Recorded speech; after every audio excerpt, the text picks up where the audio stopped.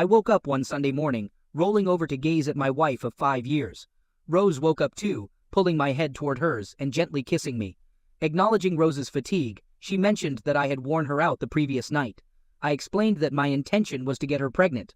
Reassuringly, she wrapped her arms around me and conveyed that I would get her pregnant, asking me to be patient.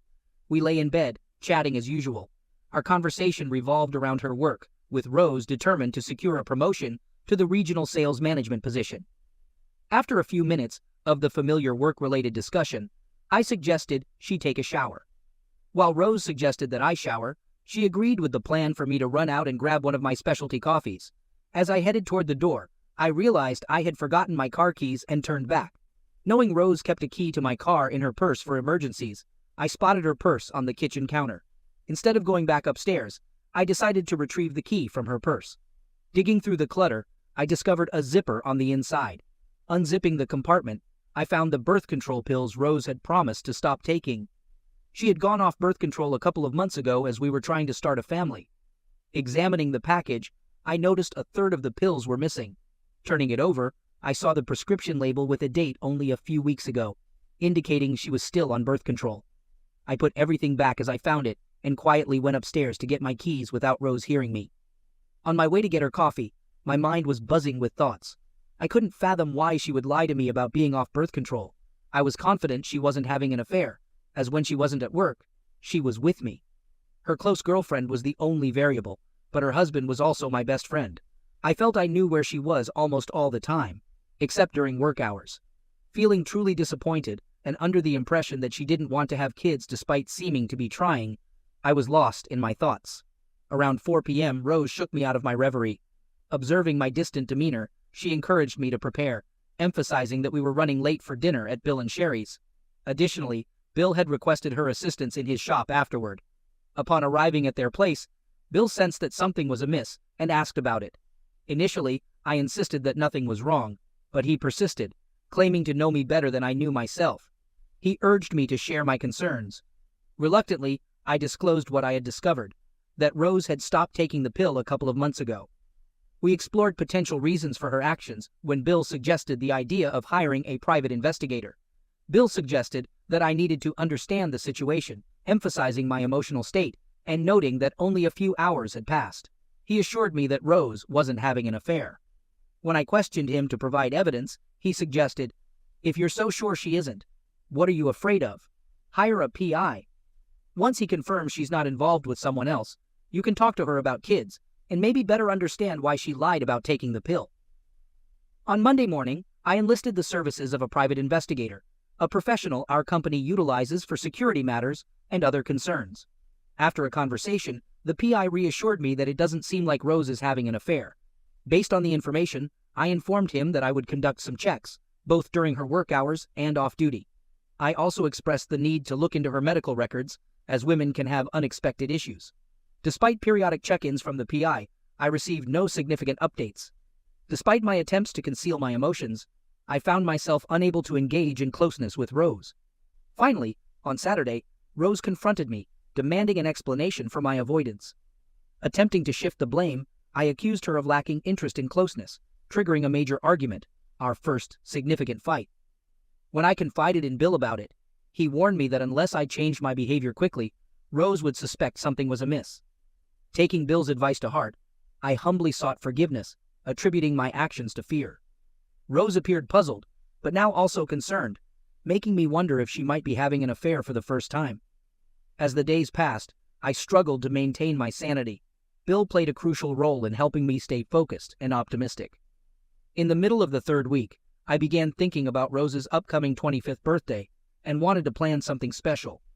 Taking inspiration from Bill's wife, Sherry, I decided on a half-50th birthday party, including a walking cane cut in half and other creative elements. During a Thursday morning meeting with the PI, which I expected to last no more than 30 minutes, we ended up talking for over 2 hours. After the PI departed, I sat in a daze until the phone rang. Knowing I had met with the PI, Bill called me and we arranged to meet. I needed a drink, a strong one, and by the time Bill joined me at the bar, I was on my third. Seeing my condition, Bill remarked, "This isn't good, is it?" The initial shock was wearing off, replaced by intense anger. As I slid the folder over for Bill to peruse, I briefed him on the condensed version of the PI's findings. Bill examined the pictures with times and dates, inquiring about the CD in the folder. I explained it was a video of Rose and her boss in a relationship process situation. The PI had advised me to watch the video, and more importantly, listen to the dialogue. Bill called his wife and instructed her to take Rose to the movies or the mall, under the guise of planning her birthday party. Sherry, enthusiastic about helping with a positive surprise for Rose, complied. Bill and I watched the CD, and it brought tears to my eyes. The PI was correct. I was genuinely surprised by Rose's motive for being with her boss. She was pursuing the promotion she had discussed for months. We sat in silence, simply asking if we wanted another drink. After a while, I confided in Bill, expressing that if Rose had come to me and confessed to falling in love with her boss, or needing more satisfaction than she was getting from me, I felt I could handle it. While I acknowledged I would be hurt and disappointed, the idea of witnessing my wife with her boss just to secure a promotion went beyond mere hurt. I conveyed that I was not only hurt, but also furious, and I made it clear that Rose would feel the full extent of my anger. Bill then remarked that observing Rose and her boss was like seeing her physically there, but emotionally absent. He noted that regardless, she had prioritized her job over our marriage, and now she would have to live with that choice. Handing me my drink, Bill added that the girls would be home soon and asked if I knew what I was going to do. I responded, stating that I believed I knew what to do. Looking up at Bill, I continued by sharing that next Monday was Rose's birthday, and I was determined to give her a surprise birthday party she would never forget. Acknowledging the need to act fast, I mentioned that I would require Bill's help, and proposed involving Sherry if that was acceptable to him. Bill agreed, stating that Sherry and Rose were close, assuring me that Sherry wouldn't do anything to hurt Rose. He clarified that Sherry wouldn't be involved for that purpose. However, he noted that Sherry knew all the people to invite, and he emphasized the importance of my presence at the party to help execute his plan. Feigning more intoxication than I was, I successfully avoided Rose when the girls returned home. The next workday, I consulted with a computer-savvy colleague in the shipping department, detailing my requirements for pictures and a video, which he assured me he could easily create. I called Sherry and shared with her that I planned to use her idea, but wanted the party to be a surprise. I suggested having it on Sunday afternoon around 3 p.m. and asked for her assistance. Sherry enthusiastically agreed.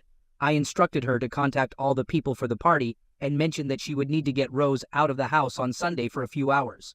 Just before we hung up, I told her I would inform Rose's parents. Next, I went over to Rose's work, asking her to lunch, which she told me she couldn't do as she was to be in a meeting. That was fine because the reason I went there was to invite her boss to her birthday party. I informed him about a surprise birthday party I was planning for her and expressed that it would be great if he could attend. I suggested bringing his wife, adding that it would be a fun gathering. I expressed my hope that he could come and requested that, if possible, he should park at the grade school. This way, when Rose's friend brought her home, she wouldn't see all the cars. I mentioned that a friend of mine would be escorting the guests from the school to my house and emphasized that it would be a fun event. I concluded by expressing my hope that he could make it. Next, after work, I went to Rose's parents' house, telling them my idea for the birthday party. Rose's mom gathered some pictures of Rose from childbirth up to our wedding. Later that night, I went to the computer guy's house. I showed him everything I had and gave him my idea of how I wanted the evening to go. He didn't say much, but after listening to me, he suggested a different way, which would have a more significant impact on everyone. I liked what he suggested, and after agreeing to his idea, he told me he would have it done and ready for me by Saturday. Wednesday, I went to a lawyer's office and initiated divorce proceedings with the reason being infidelity. Additionally, the attorney suggested pursuing legal action against her boss and the company they work for, expressing confidence in obtaining compensation from Rose's company. On Friday evening, I had Bill sitting across the table from me. I commented that when you think things can't get worse, they seem to find a way. Bill asked me in response what I meant. Well, Wednesday, when I went to see the attorney, I spent more time there than I thought I would. When I left the attorney's office, my mind was filled with my marriage problems, causing me to forget to go back to work and send off the bid for a job. The company lost out on the job, so today they suspended me for 30 days without pay. If it weren't for my boss, who knows that my marriage is going down the tubes, I would have been fired. My boss, though, wants me far away from Rose and this mess so I can get my head screwed back on. He gave me his timeshare that he has in Mexico to use, telling me that if I want to keep my job, I'll be in Mexico no later than Wednesday. Bill inquired if I was going. I replied affirmatively, expressing that I couldn't afford to lose this job. I suggested we proceed with discussing the details and potential scenarios. At Rose's surprise birthday party, I explained how the pictures were going to be displayed, and also how I hoped the evening would go. Once I started the picture event, Bill was to ensure that Rose's boss didn't get away, as I wanted him to see the entire show. I also told Bill that the person playing the bartender would also be serving the divorce papers to Rose and papers to her boss. Arriving home, Rose was upset and demanded to know my whereabouts. I explained that I was with Bill. She dismissed it, saying it was no big deal. However, she disagreed, arguing that it was a big deal because she had come home early with great news, and I wasn't there. Rose accused me of excessive drinking and avoidance, stating that it seemed like I had a girlfriend. My face turned red, fueled by anger. Seeing my reaction, Rose appeared concerned. How could she accuse me of having a girlfriend while she pursued a job promotion by being involved with her boss? On the verge of losing my temper, Bill's voice echoed in my head, prompting me to apologize, deny having a girlfriend, and inquire about the good news. She shared with great excitement that she got the promotion, and starting next month, she would be the new regional sales manager. Rose expressed her joy by jumping up and down, then running into my arms and hugging me tightly. Surprising me again when I didn't think she could, with her arms still around me, hugging me tight, Rose conveyed, "Now we'll get that baby we want." Pushing her back to arm's length, I inquired about the meaning behind her words. Rose promptly nestled herself back into my chest and conveyed that our luck was changing, expressing a sense that things were going our way. She shared the news of her promotion and professed her love, confidently anticipating that I would be the one to make her pregnant. Following that, she looked up at me and sought confirmation about my desire for a baby. Rose, seeing the tears in my eyes, thought they were because of the baby, when in fact the tears were because I was soon going to lose the only woman I have ever been in love with. Grabbing me by the hand, Rose led me to her bedroom. We climaxed together. Rose expressed a desire for closeness again on Saturday morning, and I complied, although my involvement was perfunctory. While I was in the shower, Rose entered with a concerned expression and inquired about any concerns bothering me. She conveyed surprise at her recent inability to outlast me in lovemaking. In response, I encouraged her not to dismiss the possibility that something might be wrong. I pointed out my altered behavior over the past few weeks and the excessive consumption of drinks. Swiftly changing the subject, I admitted feeling responsible for our inability to conceive, suggesting a potential issue with my body. I proposed the idea of seeking medical advice, considering she had been off the pill for several months.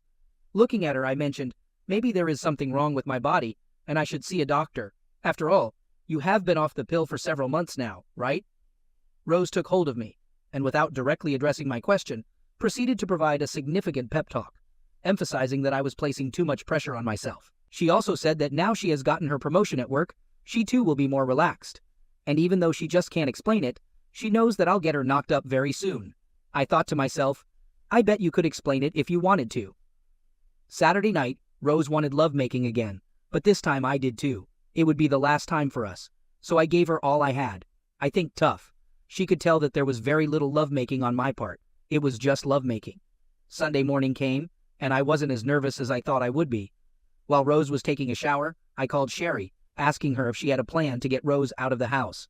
Sherry assured me that she did, and told me she was proud of me for giving this party for Rose, as she knew Rose would always remember it. I nearly chuckled, thinking she'd remember this for quite some time. When she descended the stairs, I inquired about her plans for the day. Why? She asked. I explained Bill had called, needing my help with Sherry's honey-do list. Rose responded, "Great," as Sherry planned breakfast for the four of us, followed by helping her choose bedroom drapes. At 3:10, Sherry followed Rose into our house, everyone shouting surprise. Rose, greatly surprised, approached me with a big hug, thanking me as she had no clue about the birthday party.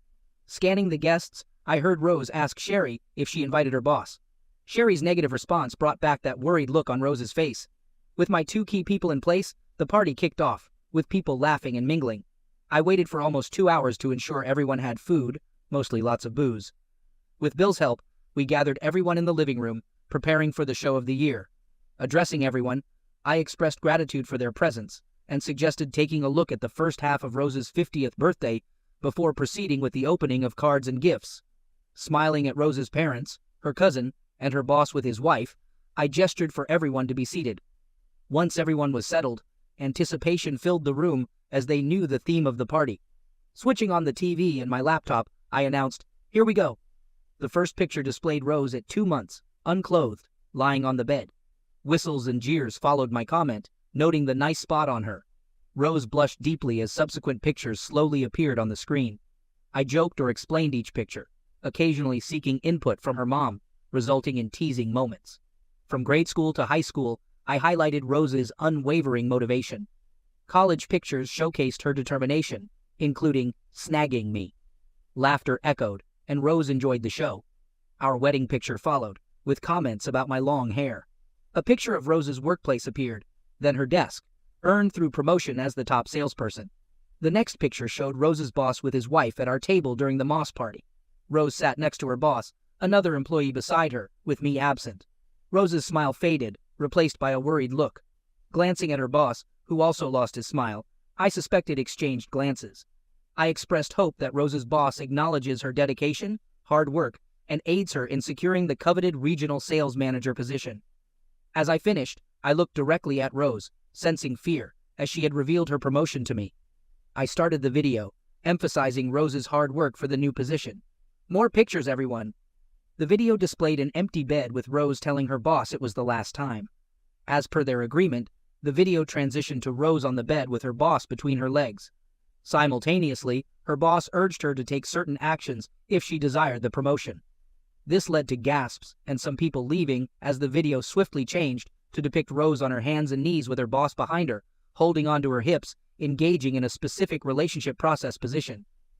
During the transition, her boss expressed satisfaction, noting that with this performance, she would be promoted to the vice president status. The video had played for about 15 seconds, with an additional 15 seconds left, showcasing 2 more positions. But chaos erupted. Rose, in a frenzy, screamed for me to turn it off, tearfully apologizing. Her boss attempted a swift exit, but my friend Bill instructed him to stay put. A punch to the jaw from Bill left her boss seated when he tried to push past. My ally shouted the boss's name, and when the foolish person responded, he was served legal papers, tossed into his lap. Sherry, attempting to console Rose, missed the boss's wife approaching. Seizing Sherry by the hair, she shoved her, causing Sherry to fall onto the couch where they were seated. As Sherry fell, she pulled on Rose's arm, turning her to face the boss's wife. While insulting my wife, the boss's wife landed a right hook on Rose's cheekbone. Rose was propelled backward, landing on her side. Sherry leaped up, yelling as she grabbed the boss's wife. Bill swiftly approached the women, and when Sherry was shoved again, Bill caught her before she hit the floor. I hurried over to intervene, but with Rose on the ground and Bill holding Sherry, I thought the worst was over. The boss lady turned, looking at Rose and hurling insults. Rose, now on her hands and knees, reached over to place her hand on the ottoman, slowly lifting her knee and attempting to stand. Rose tried to stand, but her head was still spinning from the punch. This left her back toward the boss lady with her legs about a foot apart. I reached Rose to help her up and ensure she didn't get hit again. Turning my head to check the boss lady's location, I saw her take a full step toward my wife. Then, like an NFL punter, she kicked Rose squarely between her legs. Just as I put my hand on Rose's arm, I felt the impact rock her entire body. If the boss lady were punting a football, it would have easily gone 40 yards. Rose's body went 2 feet up and 3 feet forward. Rose let out a scream louder than I had ever heard. Landing on top of the ottoman and bouncing off, she fell onto her side. Rose screamed from the moment she was kicked until she finally landed on the carpet. Once on the carpet, Rose's knees came up to her chest, hands between her legs, crying harder than I had ever heard anyone cry. Bill seized the boss lady by the back of the neck, pulling her out of the house and directing her and her husband to leave. As Bill forced her out, the boss lady shouted that a particular circumstance wouldn't lead to a promotion now. Sherry hurried over, kneeling down to assist Rose and shouting at me to step back. Disregarding Sherry, I approached Rose's side, reassuring her that I had not intended for anyone to damage her. Rose was in so much pain that I know she didn't hear me. Then, looking down, I saw blood seeping into her cotton pants. I grabbed Sherry to get her attention. Pointing to the blood, Sherry quickly told me to call ambulance. I didn't ride with Rose in the ambulance but instead took my car. I hadn't planned on this physical assault, nor had I wanted Rose physically hurt. I wasn't sure what I was going to do at this time. Bill, Sherry, and I were in the waiting room when the emergency doctor came to talk to us. He informed me that Rose was going in for surgery as soon as the specialist got there. He asked me what happened, and I told him that she was kicked in the groin by another woman. After a few more questions, He asked me if I wanted to see her, which I said no. A few hours later, the operating doctor approached me to provide an update. They mentioned having never seen an injury like this, explaining that the impact had struck her at the base of her love button area, causing the tissue to explode in 3 directions due to the force. The doctor stated that they had repaired everything, but expressed concern about her love button. They conveyed that if it didn't repair itself, it could have an impact on her lovemaking. I inquired about the details. The doctor explained that the love button area plays a role in stimulating women during lovemaking, contributing to enjoyment and aiding in achieving pleasure peaks. They expressed concern that if the area didn't heal properly, it could make it challenging, if not impossible, for her to experience pleasure peak. The doctor mentioned she would be in recovery for a couple of hours, and then I could visit her. Leaving the hospital a few minutes later, Bill stayed with Sherry there. We stopped for a meal, conversed for a while, and then I went home. On Monday morning around 10 a.m., Sherry called me, asking when I would be visiting Rose. I wasn't sure, possibly tomorrow.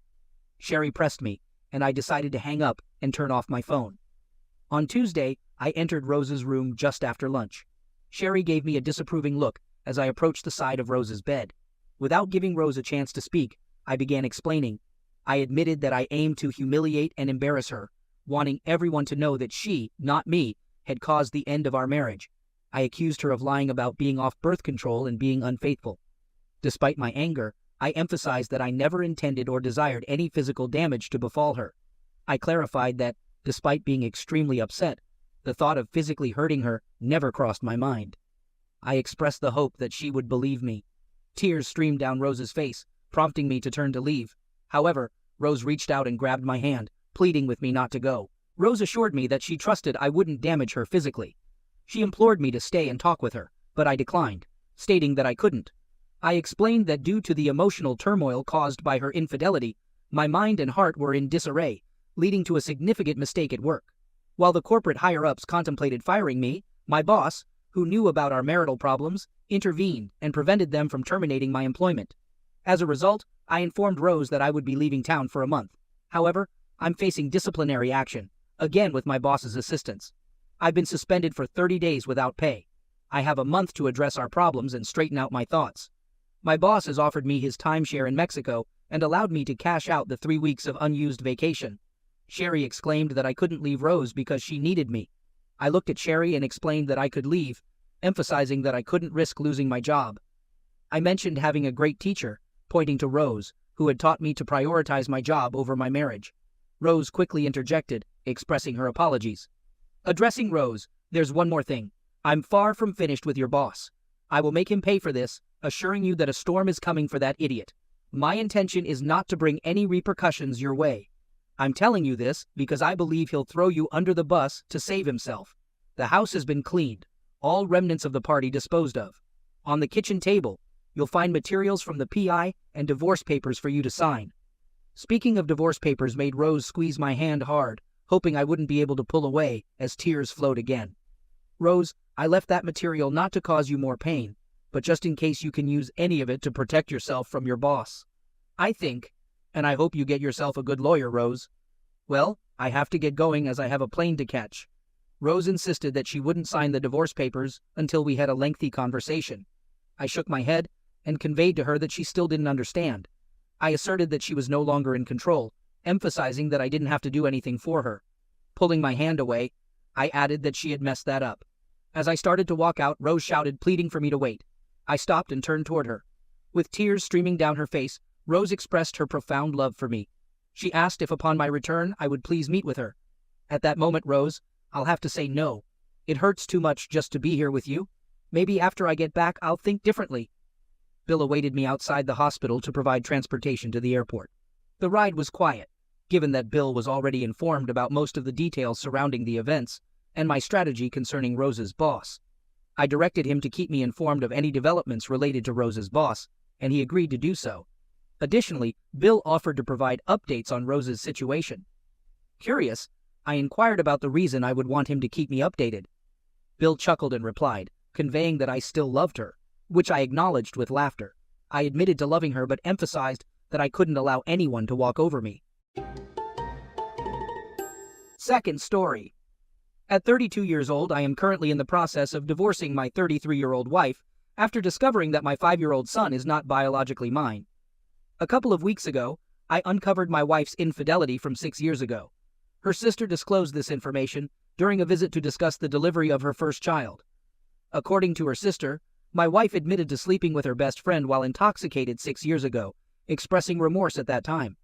Upon learning this, I promptly took a paternity test with my son, fearing the worst. The results, a week later, confirmed that my son is not my biological child. Strangely, I began to perceive the boy differently, more like an acquaintance than a son. Armed with evidence, I confronted my wife at night when the child was sleeping. Despite her inquiries about who told me, I maintained that it was none of her business, even though she would likely connect the dots to her sister. Initiating divorce proceedings left her devastated. Despite her multiple assurances that nothing had happened with anyone else since then, and claims of faithfulness in body and soul, I refrained from insulting her to avoid complications during the divorce, despite my disbelief and blaming of drinks instead of taking responsibility. In our conversation, she threatened to demand full custody of the child. Annoyed, I expressed disinterest in anything not biologically mine, allowing her to keep the child while I would keep our 2 dogs. She attempted to convince me to co-parent, asserting that I am the child's father.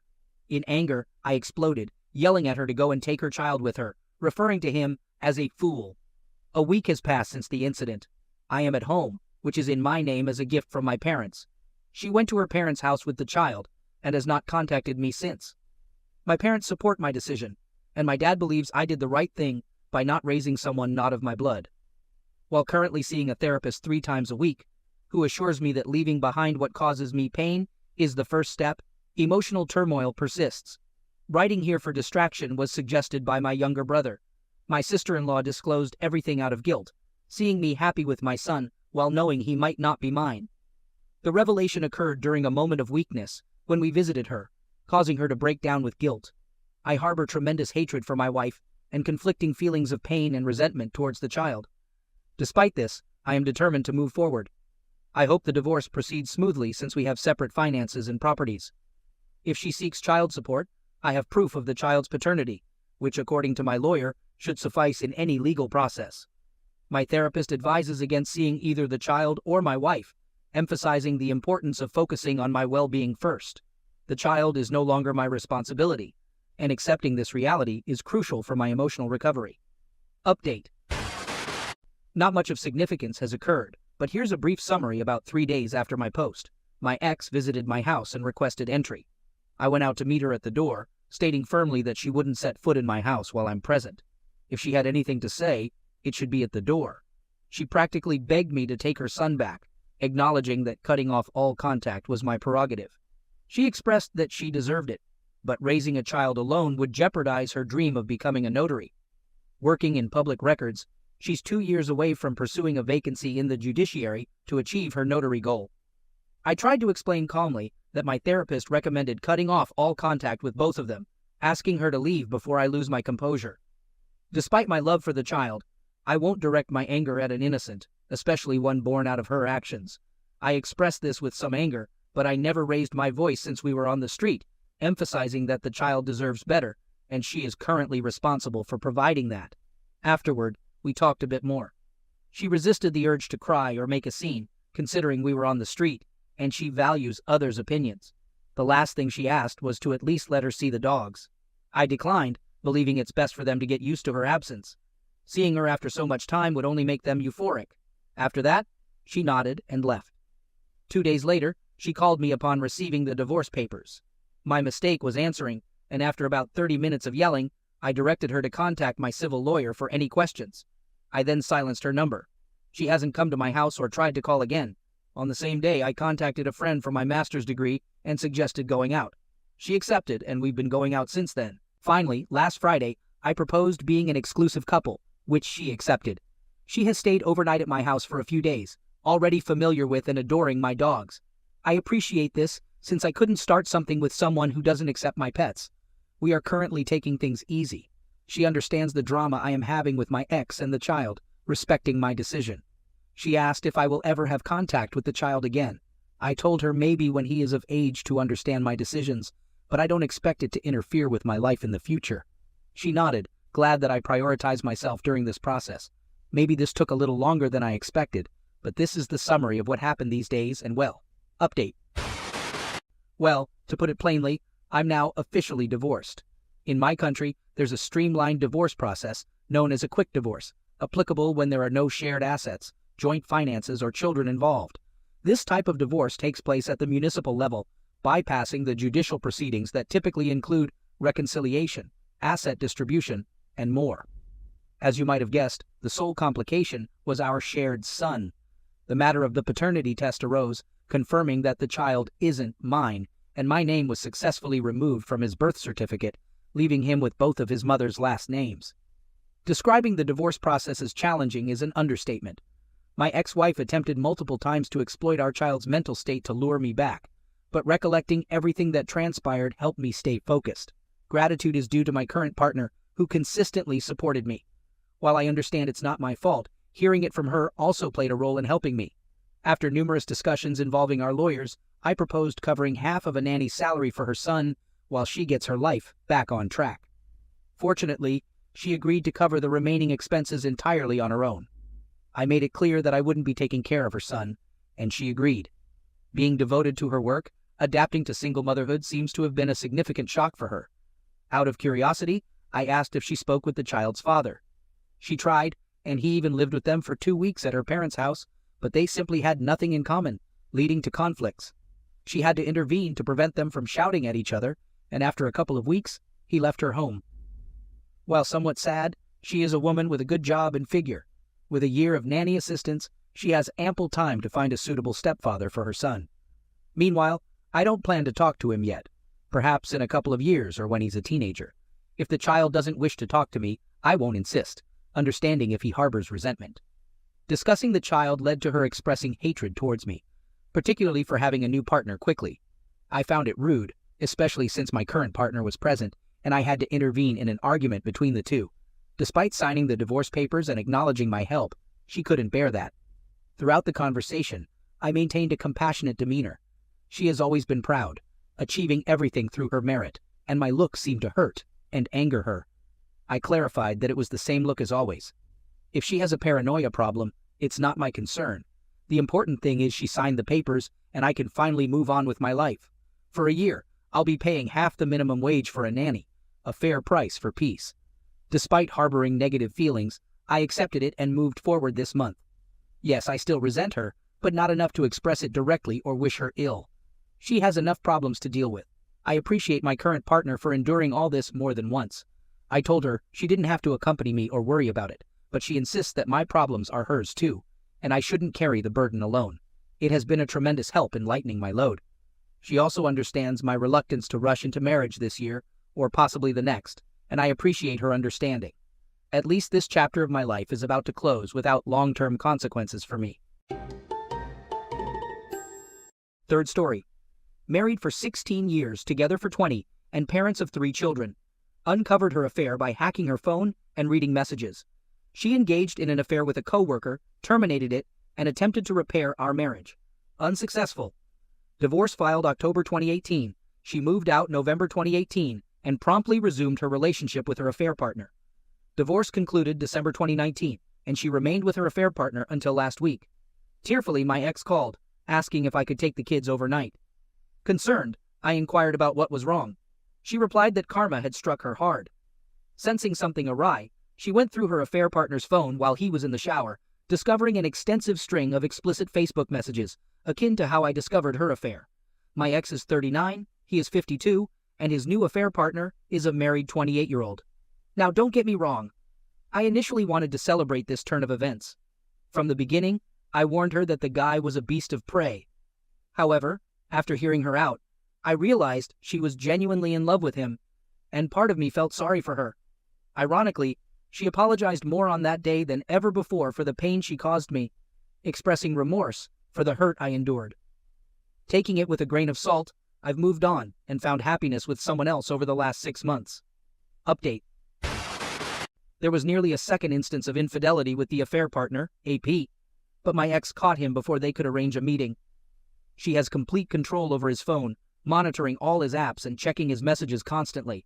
It sounds like a nightmare to me, My ex and the AP still have a peculiar on and off relationship. Let me delve into that a bit. Officially, they are not together. According to her, both of their Facebook pages are listed as single. She occasionally wears his engagement ring, and I'm pretty sure she would return it, unlike her refusal with my $12,000 wedding ring. She stays at his apartment occasionally, but claims they just hang out as friends. Why? Because don't we all spend the night at our ex's place, sleep in their bed, and just hang out? I'm still amused that she thinks everyone is naive like that. Meanwhile, she had to change jobs because of her close friendship with the plant manager at her previous workplace. They were always talking, going to lunch, taking Harley rides, walks on breaks, etc. Rumors started flying and things got messy there. Her work friend is married with 3 kids. He still visits her on occasion and takes her on a Harley ride to a movie or whatever. She was apparently caught by our teenage son kissing someone in the driveway. Our son didn't know who this person was and called me to ask. I told him to ask his mother who that was and played dumb. He was under the impression that she and the AP were still together because he was just over the day before, grilling out and mowing her lawn. Another new guy appears. She won't disclose how or where she met him. They went on 2 dates, and she didn't seem into him. They knew each other from a previous job, and he kept saying how he wanted to be with all her friends and coworkers back in the day. We were talking the other day about retirement. She knows my plan is to semi-retire in 6 years. As soon as I'm done with child support and all of my kids are 18, I plan to relocate south to a warmer climate. She gave me a sob story about how she had to raise all of our children while I built a business, and how she'll probably have to work till she's dead and never retire. That is so far from the truth. I put in just as much time, housework, and effort into our family as she did for a few years. I did even more than her while she was out partying with her friends 4 or 5 nights a week. My response to her was, "You made your choice to leave me and go with your AP." Her facial response was glorious to see. I was her retirement plan. She now has a whopping $14K in her 401K for retirement, and she is in her early 40s. Even if she stays or goes back or whatever she is doing with her AP, he makes okay money, has no savings, little retirement, and doesn't have a pot to piss in or a window to throw it out of. So there is some karma in that. My thought to pass on to all of you going through a divorce or on the verge of one is this. My life was torn apart from October 2018 to December 2019, when our divorce was final. Fast forward a few years to now, and I'm happier than I have ever been. I am looking to retire early and enjoy some beach time. My relationship with my kids has never been stronger or better. When things look so dark and terrible, be a good person. Don't lie or deceive. Don't try to be malicious or involve the kids. Between you and him, Dar, or her, keep your head up and keep walking. The farther you can walk away from the darkness, the better your life will be. Stay strong, my friends. You got this.